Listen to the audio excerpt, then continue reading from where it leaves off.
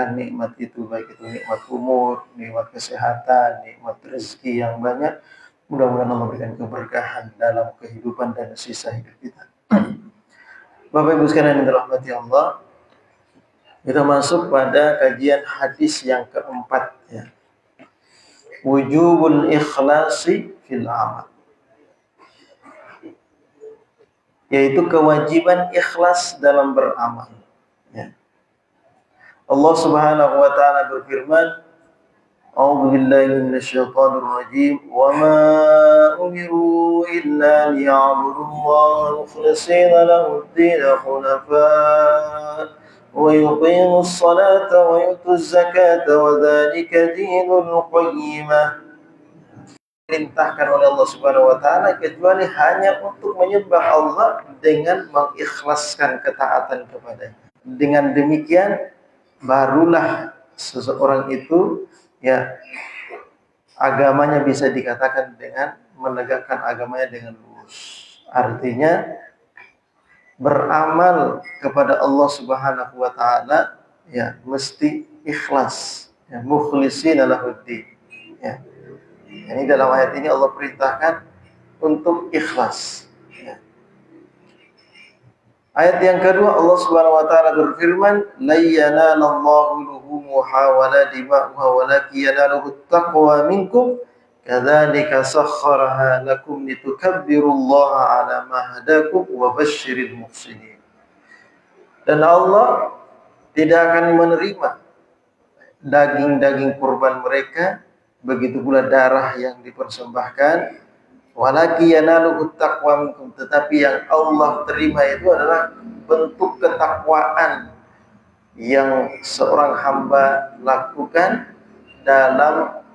yang seorang hamba tanamkan dalam dirinya dalam melaksanakan persembahan tersebut. Kadzalika sakhkharaha lakum, yang demikianlah dia menundukkannya untukmu, ya. Litukabbirullaha ala ma hadakum wa basyiril muhsinin, agar kamu mengagungkan Allah Subhanahu wa taala atas petunjuk yang Allah berikan kepadamu, wa basyiril muhsinin, dan beri kabar gembira kepada orang-orang yang berbuat muhsin, ya. Nah, kaitan ayat ini dengan ikhlas artinya Allah hanya menerima sesuatu yang dipersembahkan atas dasar takwa, ya. Takwa itu artinya menjalankan perintah Allah atas dasar karena menjalankan perintah Allah dan menjauhi larangan. Itu yang paling simpel yang kita pahami, ya. Kalau makna lain, berupaya selalu berada pada posisi yang diridhoi oleh Allah dan berupaya untuk selalu menjauhi kondisi-kondisi yang dimurkai oleh Allah Subhanahu wa taala atau perbuatan-perbuatan yang dimurkai Allah. Nah, artinya kalau kita beramal dengan berdasarkan ketakwaan kepada Allah atas dasar menjalankan perintah Allah atau untuk meraih keridhaan Allah, maka itulah yang disebut dengan ikhlas. Bukan persembahan itu yang dilihat oleh Allah, tapi apa yang ada dalam hati kita ketika kita mempersembahkan hal tersebut kepada Allah. Sebagaimana kita berpersembahkan dengan kurban kemarin itu, ya. Kita berkurban ini karena perintah Allah atau karena agak enak atau karena pamer, ya. Banyak kemungkinan-kemungkinan lain, ya.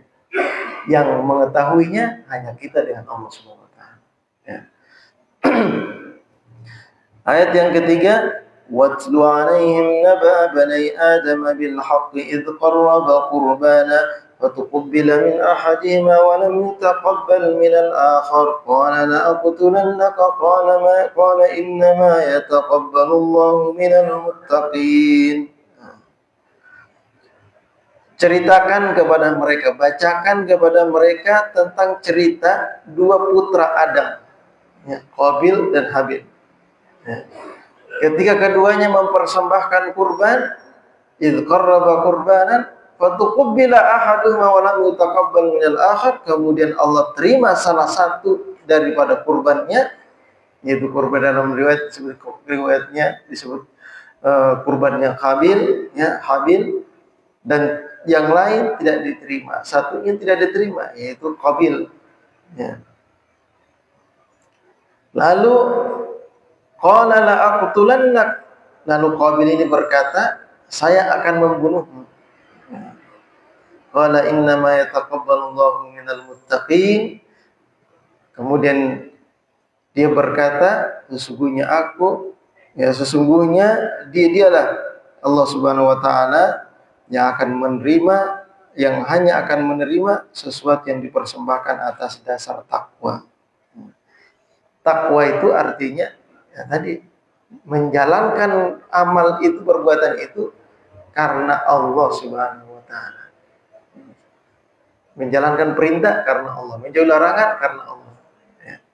Artinya bersih, bukan karena tujuan lain. Kalau orang menjalankan perintah sholat misalnya, ya, karena kagak enak. Sholat di masjid, kenapa sholat di masjid? Gak enak lah, saya kan DKM misalnya. Ya. Saya kan gak enak, saya gak sholat. Bukan karena Allah berarti, karena kagak enak. Ya. Nah ini ya, sesuatu yang dijalankan karena Allah, maka itu yang disebut dengan takwa. Ketika orang menjalankan sesuatu itu atas dasar takwa, itu artinya dia ikhlas. Ya.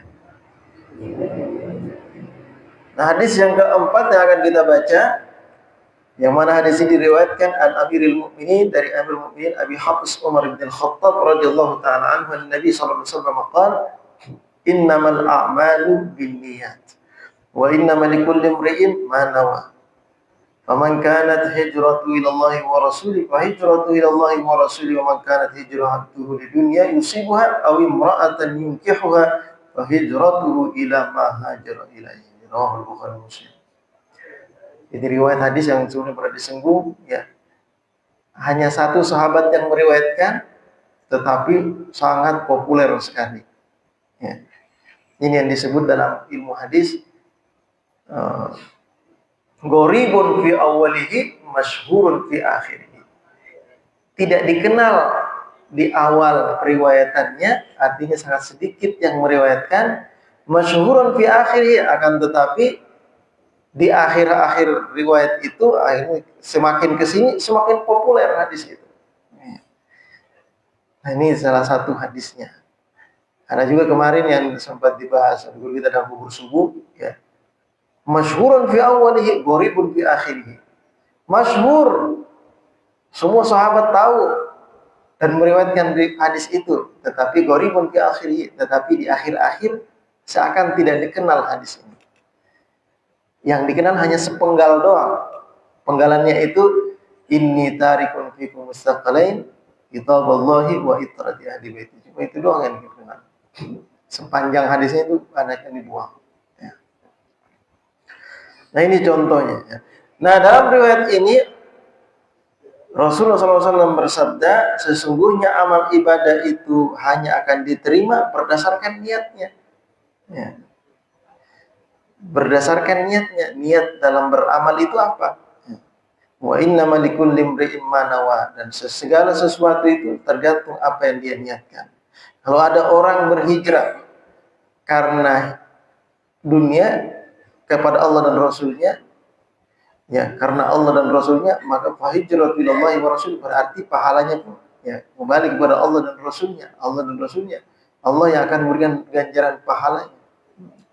Wa man kanat hijratuhu lidunya yusibuha, maka barang siapa yang hijrahnya karena dunia, pasti Allah beri itu dunia, tetapi dia tidak mendapatkan pahala.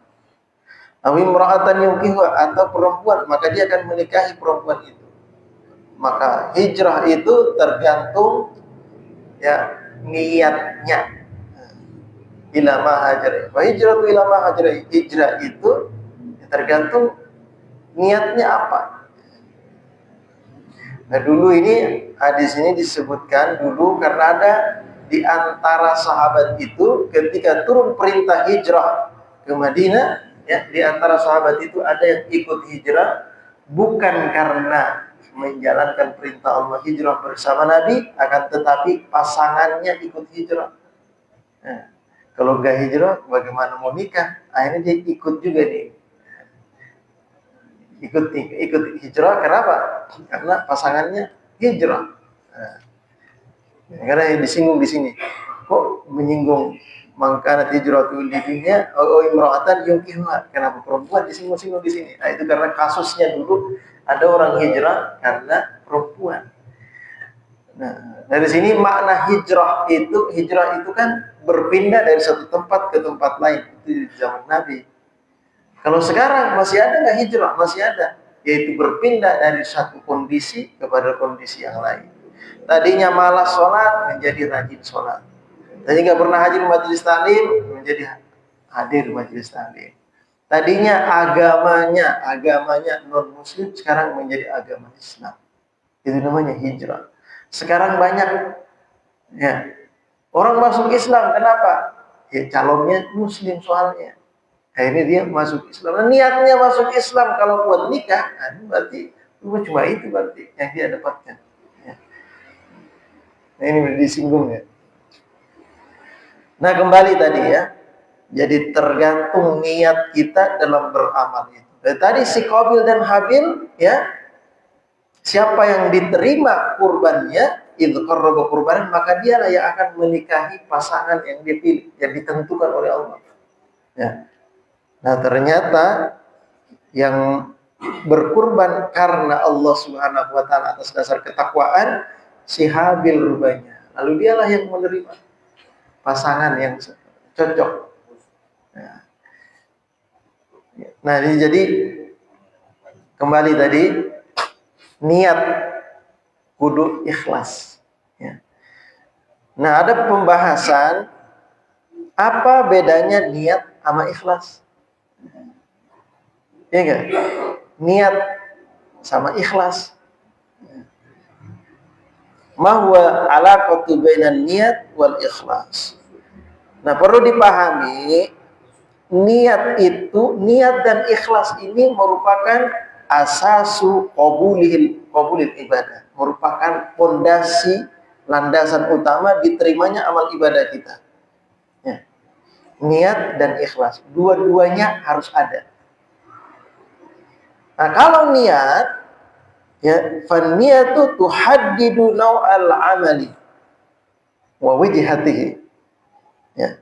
Niat ini ya akan membatasi, menentukan ya naw'al amal, jenis amal ibadah itu. Apakah ini rutinitas atau ini ibadah? Kayak kita mandi. Kita mandi buat apa? Buat seger-seger aja, badan bau nih, gitu misalnya. Ya udah, berarti niatnya itu bukan ibadah. Buat seger-seger doang. Tapi kalau misalnya dia mandi karena dia ingin sholat, biar nanti dalam sholatnya dia bisa fresh, ya. Badannya sudah wangi, sholatnya pun lebih khusyuk, tidak mengganggu orang dengan badan yang bau. Niatnya begitu, mandi, maka mandi yang dikerjakan itu walaupun secara umum mandi itu ya biasa, itu aktivitas biasa, tetapi mandi itu berubah menjadi ibadah untuknya. Kenapa? Karena niatnya. Nah, ini yang membedakan pekerjaan itu merupakan rutinitas atau ibadah tergantung niat. Ya, ini kalau niat. Nah, kalau ikhlas, ya, al-ikhlas yuhaddidu judatal amal wa naqahu. Ya. Yaitu memisahkan, membatasi amal itu ya karena sesuatu ini atau ke sesuatu itu. Nah, tujuan amal itu ya, lillahi wahda atau li ghairillah. Ya. Niatnya sudah benar. Ya, mandi karena pengen sholat.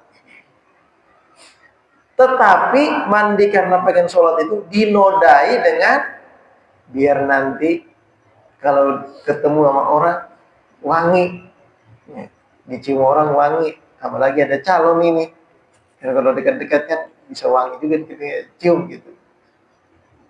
Dinodai dengan tujuan lain rupanya. Nah, walaupun tadi kan pengen sholat, tapi dinodai dengan tujuan lain, sehingga ya bukan karena Allah jadinya, ada tujuan lain. Jadi niat dengan ikhlas ini erat sekali hubungannya, karena dua-duanya adalah merupakan landasan diterimanya sebuah amal ibadah. Ya. Di samping niat bagus, kudu bersih juga. Ya. Ikhlasin juga karena Allah Subhanahu wa taala.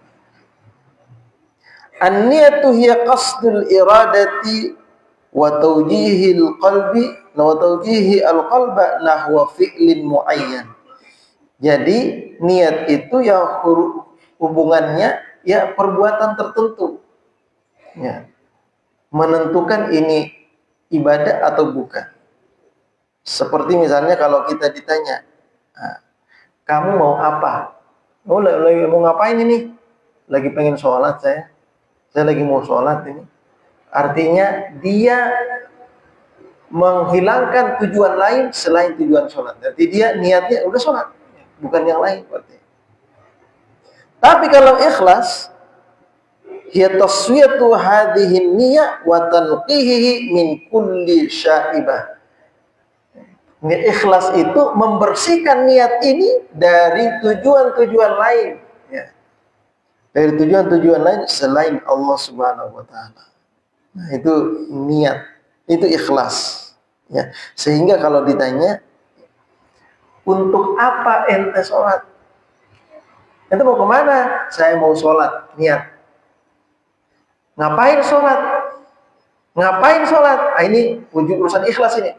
Ya kagak enak sama Pak Kiai, masa saya DKM nggak sholat, berarti nggak ikhlas.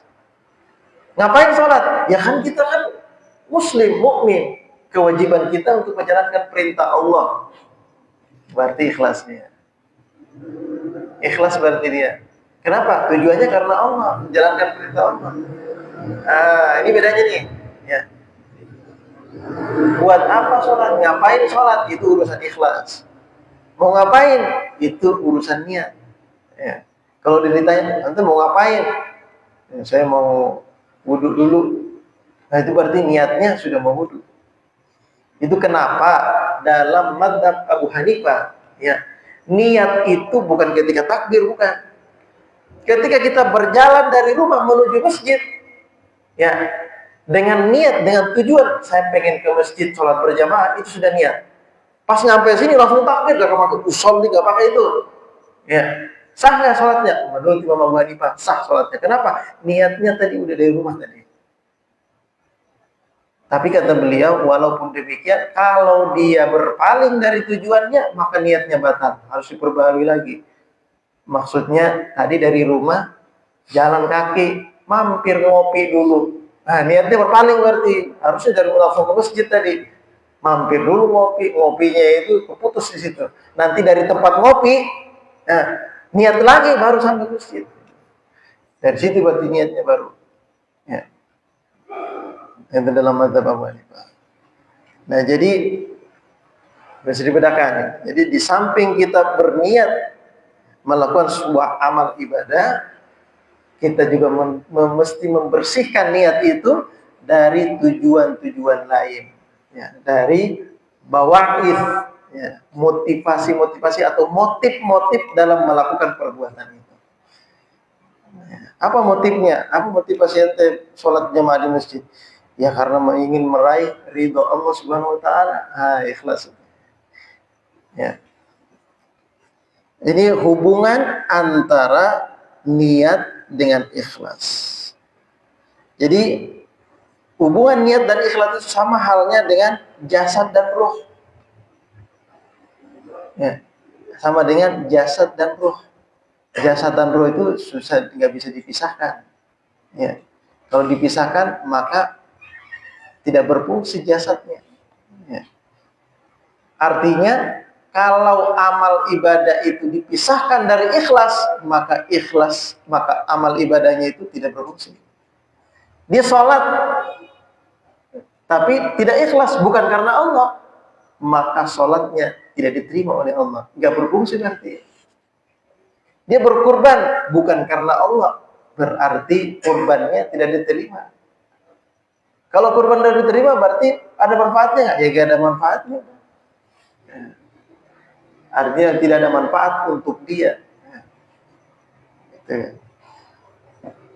Nah ini mas perbedaan antara niat dan ikhlas. Jadi dua-duanya harus memang kita bersihkan.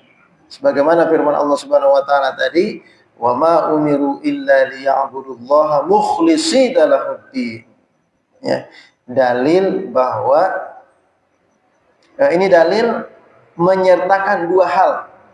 Wa ma umiru, perintah itu di situ niat. Ya. Wa ma umiru illa liya'budu, ini niatnya. Mukhlishina lahuddin, ini ikhlas. Kita menjalankan sebuah amal karena perintah Allah, lalu kita niat untuk mengerjakannya karena berdasar atas dasar perintah Allah, itu niat. Tapi kalau kita mengerjakannya karena Allah, ya, kita bersihkan dalam hati kita karena Allah kita mengerjakannya, maka itu namanya ikhlas. Ya. Jadi satu ayat ini tadi mencakup dua hal, niat dan ikhlas. Ya. Dalam firman lain Allah Subhanahu wa taala berfirman dalam ayat lain, "Faman kana yarju liqa'a rabbi falyamal 'amalan shalihan wa la yusyrik bi ibadati rabbih ahada." Allah berfirman, barang siapa yang mengharapkan bertemu dengan Tuhannya, ya, falyamal amalan sholiha, maka hendaklah dia beramal soleh. Ini niat. Ini urusannya dengan niat. Ya. Ini urusannya dengan niat. Wala yusyrik bi ibadati rabbih ada, dan dia tidak mensyirikatkan dengan ibadahnya itu kepada siapapun. Artinya ibadah itu semata-mata untuk Allah. Ini ikhlas. Ya. Kalau ibadah itu semata-mata dipersembahkan kepada Allah, itu namanya ikhlas. Tidak mensyirikatkan Allah dengan yang lain. Artinya tidak mencampur amal ibadah tersebut dengan dengan yang lain. Ya, tadi banyak motif orang beribadah itu, banyak. Mau saya kan udah rajin sholat nih, gak enak lah kalau nggak muncul tadi cariin. Nah kayak gitu. Nah, berarti bukan ikhlas. Datang berjamaah dia, tapi dia kan tokoh. Enak mah udah sepuh begini masa kan sholat berjamaah. Ada tujuan lain. Ya. Nah kemudian dalam ikhlas ini, karena tadi temanya beliau memberikan tema ikhlas, wujubul ikhlas fil amal, wajib ikhlas dalam beramal agar diterimanya amal ibadah tersebut. Dan dari segi beberapa ulama ya, berpendapat memberikan komentar tentang ikhlas. Ya. Seperti Imam Al-Ghazali memberikan derajat atau tingkatan terkait dengan ikhlas. Kita ini kan gini, artinya kan gini, ikhlas itu kan melakukan amal semata-mata karena Allah. Yang kita sering apa coba? Yang kita ini sering karena apa? Pengen masuk surga gitu. Kamu kenapa ninggalin tidak berzina? Kenapa tidak berzina? Takut diazab. Nah. Kenapa kamu sholat? Ya karena pengen, kalau mau masuk surga ya sholat lah. Pengen surga. Kenapa sholat isyraq? Ya sholat isyraq kan pahalanya haji umrah sempurna. Kita ini masih sering ya motif dalam beribadahnya itu surga, dijauhkan dari neraka, dapat pahala besar. Itu sering kita motif itu. Rezeki lancar, urusan lancar, itu motif ibadah kita itu. Bagaimana kalau ada orang beribadah seperti ini? Ya, inilah yang disebut oleh Imam Al-Ghazali ikhlasul awam. Ikhlasnya orang awam. Orang awam itu orang secara umum. Ikhlasnya itu perlu dikasih motivasi dulu, dikasih embel-embel dulu. Boleh nggak seperti itu? karena Allah yang memberikan motivasi itu, maka boleh. Ya. Dan itu disebutkan oleh Allah dan Rasulnya. Allah menjanjikan surga, artinya kita beramal dengan janji Allah memberikan surga. Artinya ingin meraih surga dari Allah. Kenapa Allah mesti menyebutkan surga? Agar kita termotivasi. Ya. Kenapa Allah memberikan gambaran surga yang begitu indah? Agar kita ini bersemangat dalam beribadah. Itu motivasi. Ya. Karena Allah yang memberikan motivasi itu, maka ketika tujuan kita karena surga, tujuan kita karena ingin mendapatkan kenikmatan dari Allah Subhanahu wa taala, maka itu sudah masuk dalam kategori ikhlas tingkat paling bawah, tingkatnya orang awam. Nah, bolehlah itu. Tapi menurut beliau, ikhlas kalau ingin lebih sempurna lagi, ya ditingkatkan lagi, jangan karena pengen dapat surga, jangan karena pengen rezeki lancar, jangan karena biar muka bercahaya, kalau dapat biar awet muda gitu, misalnya ya. Kalau baca surah Al-Kahfi biar awet muda katanya gitu. Ya. Baca di surah Al-Kahfi dia. Ya. Jangan karena itu. Ya.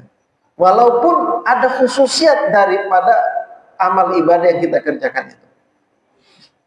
Ya. Hilangkan itu semua. Kalau mau naik derajat, bersihkan dan niatkan talabu ridallahi subhanahu wa ta'ala wa taqarrub ilaihi. Kita beramal itu karena mengharapkan keridhaan Allah dan berupaya untuk mendekatkan diri kepada Allah. Bukan karena pengen surga, bukan. Surga itu bonus. Bukan karena sholat duha pengen rezeki lancar, bukan. Rezeki lancar itu bonus.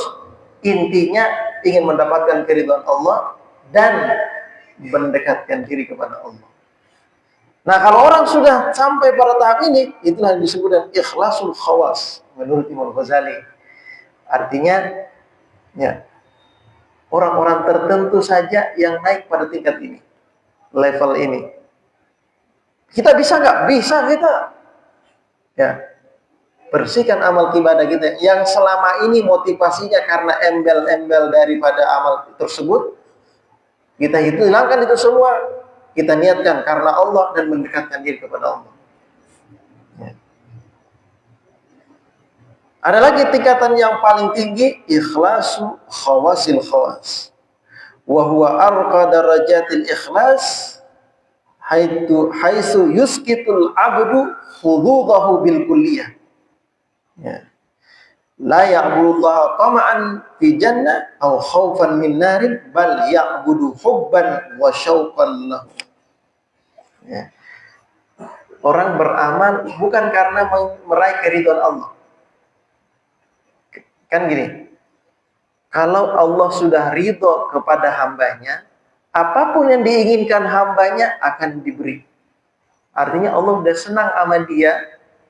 Apapun yang Allah yang dia minta ini dikasih. Kayak kita nih, kita senang banget. Anak kita ada 5.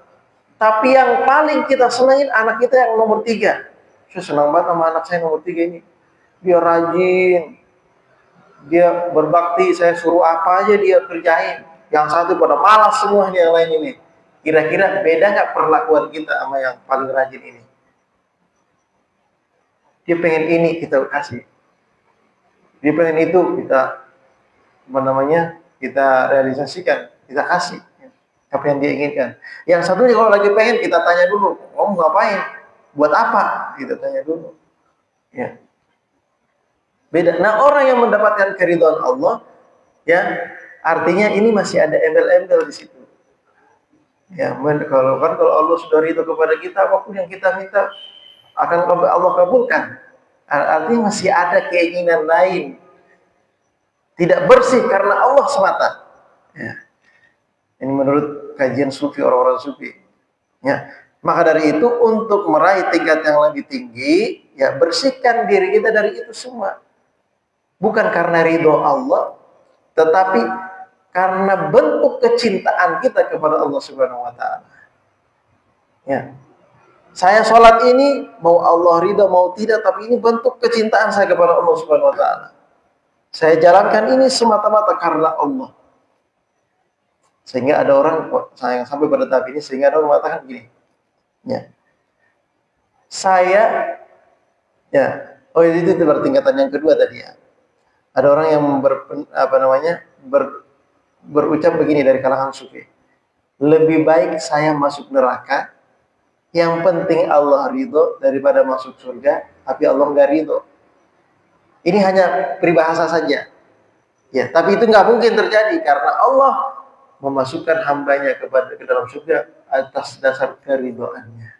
Ya. Nah, jadi yang dia tuju adalah keridhaan Allah. Nah, ini yang terakhir tadi ini bukan ridho lagi, tetapi semata-mata karena Allah Subhanahu wa taala, karena kecintaannya kepada Allah. Nah, kita khusus orang yang awam ini minimal kita beramal itu ya paling tidak bisa naik level jadi beramal karena tujuan ingin meraih keridhaan Allah Subhanahu wa taala. Nah, itu kita usahakan itu. Ya, minimal banget udah karena surga. Ya, minimal banget udah karena ingin mengharapkan surga yang dijanjikan Allah. Kalau bisa naik level lagi, ya, keridhaan Allah. Baik, sampai di sini barangkali ada yang mau ditanyakan silakan. Ya, ya Bang Alek. Waalaikumsalam warahmatullahi wabarakatuh.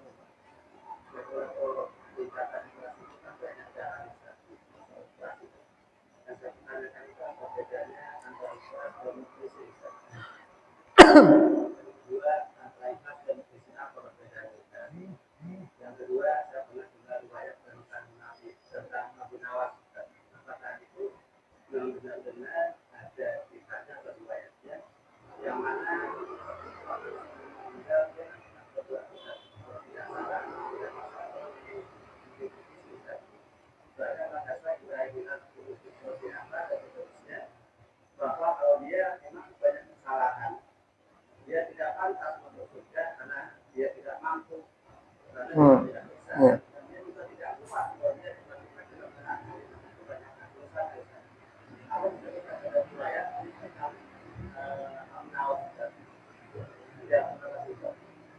Ya. Baik, yang pertama tadi tentang ikhlas dan mukhlis. Sama dengan amanah dengan mukminin. Dalam Al-Qur'an itu ada kategori yang Allah Subhanahu wa sematkan dengan menggunakan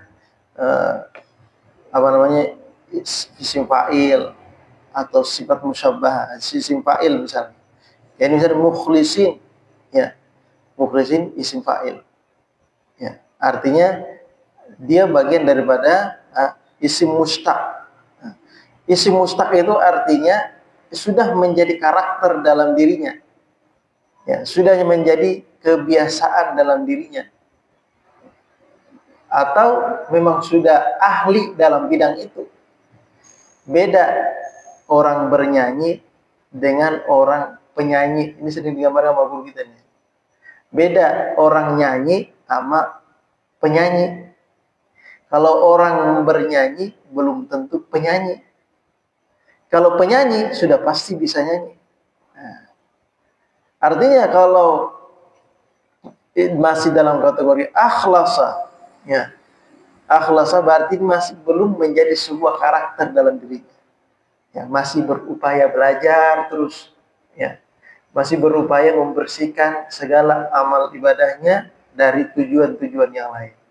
Tapi ketika seseorang itu sudah digelari sebagai mukhlisin, berarti dia sudah benar-benar terbiasa dan menjadi kebiasaan dalam setiap tindak tanduk dan tutur katanya karena mengharapkan ridha Allah. Memang sudah itu udah kebiasaannya, maka orang ini disebut dengan mukhlisin. Tapi kalau masih belajar ikhlas, ya, itu namanya masih tingkat pemula, masih belajar mengikhlaskan. mengikhlaskan amal ibadahnya, belum menjadi seorang mukhlis. Ya seperti itu ya. Jadi kalau dalam sigot ikhlas atau isim fa'il itu masih belajar. Tapi kalau sudah mukhlisin berarti dia dia itu sudah terbiasa dengan mengikhlaskan segala amal ibadahnya. Dia memang selalu ya, mengikhlaskan amal ibadahnya. Maka dari itu dalam dalam teks firman Allah dalam Al-Qur'an, kutiba alaikumusiyam kama kutiba alal ladzina min qabl la'allakum tattaqun. Allah mengatakan la'allakum tattaqun, bukan minal muttaqin. Ya. Bukan muttaqin, tapi tattaqun. Tattaqun ini fiil. Artinya ya, agar kalian selalu berupaya ya, menjalankan perintah-perintah Allah Subhanahu wa taala itu atas dasar takwa. Walaupun belum menjadi muttaqin. Ya. Walaupun belum menjadi muttaqin. Karena dengan ibadah puasa itu kita melatih diri kita pada tingkatan muraqabah. Artinya merasa dipantau dan diperhatikan. Agar kita ini setiap beribadah selalu merasa dipantau dan diperhatikan oleh Allah. Sehingga kalau merasa diperhatikan kan beda. Diperhatiin sama gak diperhatiin. Kalau biasa karyawan tuh kerja, gak diperhatiin sama bosnya, bebas, dia suka-suka dia. Yang penting selesai tugas. Tapi kalau diperhatiin sama bosnya, rapi banget di kerjanya. Ya kan? Rapi banget kerjanya. Nah itu bedanya. Ya. Kemudian tadi ucapan Abu Nawas, ilahi lastulil firdausi a'la wa la aqwa 'ala naril jahimi wa habli taubatan waghfir dunubi fa innaka ghafirud dzambil 'azimi. Ini cuma ungkapan syair dari Abu Nawas. Ada hadisnya enggak? Ya, tidak ada. Hadis yang konteksnya atau maknanya hampir seperti itu. Tapi hadis terkait dengan anjuran untuk bertobat, ya, hadis anjuran untuk beristighfar minta ampun kepada Allah, ayat-ayat yang menjelaskan tentang itu sangat banyak sekali. Ya. Ayat yang memerintahkan kita untuk minta ampun kepada Allah, bertobat kepada Allah, berjumlah riwayat-riwayat hadis tentang minta ampun dan bertobat kepada Allah sangat banyak sekali. Ya, tapi kalau yang teksnya seperti itu nggak ada.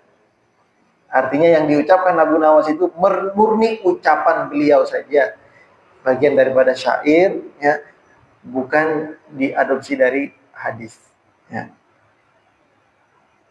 Bisa dipahami ya? Ya, ada pertanyaan lagi mungkin? Ya.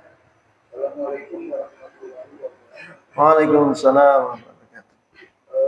Allah memerintahkan kepada Muhammad agar kalimat Iqra, bacalah. Ya. Terus kenapa ya di Indonesia itu kita belajar Al-Quran, belajar hadis, fikih dan lain-lainnya, tapi kita masih kalah dengan negara-negara yang tidak belajar itu Islam. Artinya yang anjurkan pertama perintah Allah itu kan membaca dan beramal. Ya. Kenapa kita kalah besar? Karena kita kalau kita tidak baca fikih, Quran, apakah kita banyak meninggalkan bacaan baca kita mungkin baca secara fikih atau apa gitu. Yang tadi kita kalah, artinya kita jadi kita terbelakang gitu loh. Dulu memang dia kuasanya ilmu membacanya, terus ilmu akhlaknya gitu. Orang kejelasan saja. Ya. Sebenarnya tujuan utama membaca itu ya, agar bisa melakukan. Kan golnya sebuah pelajaran itu ketika dikatakan belajar, misalnya belajar menulis, pelajaran bahasa Indonesia. Tujuan utamanya apa? Siswa mampu, itu mampu begitu tuh, mampu berbahasa dengan bicara bahasa Indonesia. Nah sekarang ya, kita belajar ini belajar itu tujuannya apa? Apa cuma pengen dengar tambah wawasan atau pengen diamalin? Yang paling banyak di kalangan kita ini hanya jiping doang, amalnya enggak. Gitu. Ngaji kuping doang, ngamalnya enggak. Ya. Pengamalannya kurang. Ya. Dan paling sering lagi adalah baca doang. Makanya kajian kita ini di Tadabbur Quran, ya, baca, renungkan, amalkan. Nggak cukup baca doang, nggak. Kalau orang membaca ya lewat di mulut doang. Orang membaca ya paling lewat di telinga kanan, keluar telinga kiri. Tapi ketika direnungkan sudah masuk dalam pikiran bawah sadar kita. Merenungkan, akhirnya memikirkan, ini perbuatan kayaknya bagus saya amalkan ini. Ini kayaknya mengundang keridhaan Allah. Kalau saya amalkan ini kayaknya bagus. Lalu bergeraklah anggota tubuh kita untuk mengamalkannya.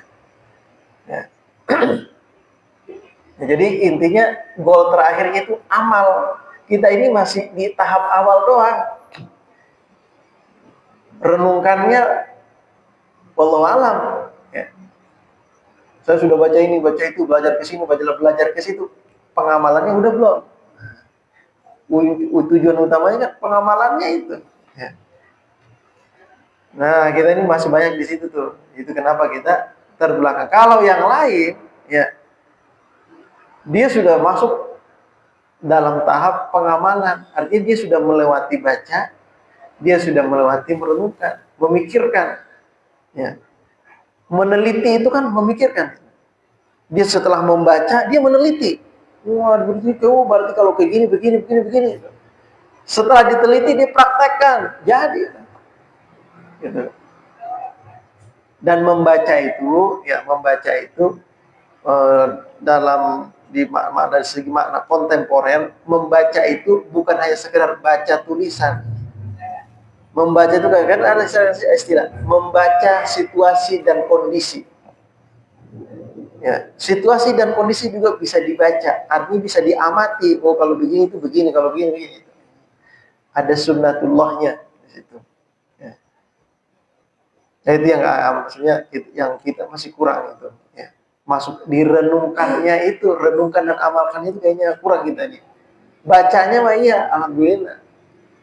Ya. Renungkan dan mengamalkan yang kurang. Kurang lebih seperti itu kayaknya Pak Muhammad. Ya. Ya. Waalaikumsalam.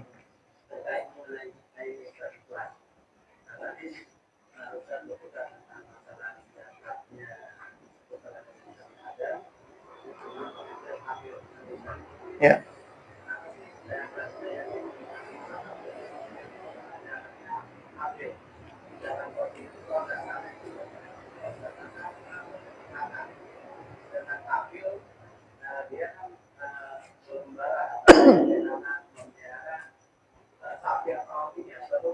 Hmm.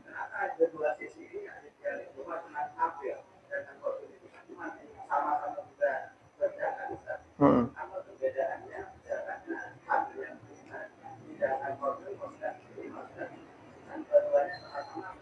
Iya. Ya. Itu makanya lanjutan ayatnya itu qala innama yataqabbalullahu minal muttaqin.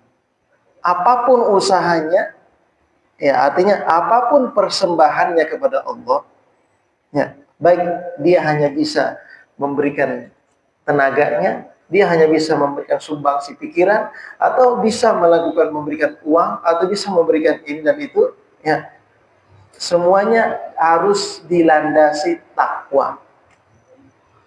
Takwa itu ya menjalankan perintah karena Allah. Nah sekarang kenapa si Qabil nggak diterima?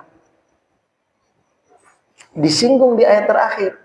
Allah hanya menerima yang bertakwa. Itu artinya si Qabil ini menjalankan perintah itu bukan atas dasar takwa. Sedangkan si Habil, dia menjalankan perintah itu atas dasar takwa. Makanya dia diterima. Yang sini nggak diterima. Kenapa? Berarti dia bukan dasar takwa. Dia menjalankannya itu ada tujuan lain berarti.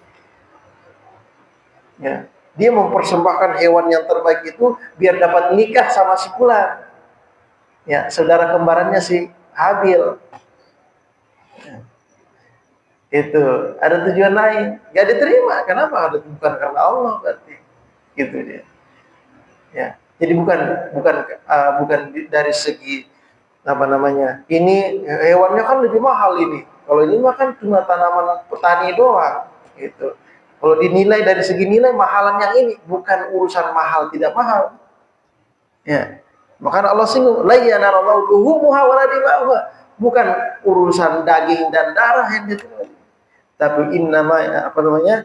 Allah Subhanahu wa taala katakan walakin yanaluhu taqwa minkum. Ya, yang diterima itu yang dikerjakan atas dasar takwanya. Bisa dipahami ya? Nah, takwa ini erat kaitannya dengan keikhlasan. Ya. Saya kira cukup. Ya, kita tutup baca suratul Fatihah. Mudah-mudahan apa yang kita kaji pada pagi hari ini bisa bermanfaat dan bisa kita amalkan. Ya, kita jangan baca doang tadi kan gitu. Biar kita ada peningkatan, mesti ada gebrakan. Nah, artinya mesti ada pengamalan agar ada perubahan. Ya, kita tidak akan bisa berubah kecuali kita sendiri yang berupaya untuk merubah diri kita. Artinya bukan hanya sekedar mendengar, tetapi upayakan segala amal dan aktivitas kita dilandasi karena Allah Subhanahu wa taala, ikhlas karena Allah. Ya, mudah-mudahan bisa bermanfaat dan bisa kita amalkan. Al-Hadini Al-Fatihah.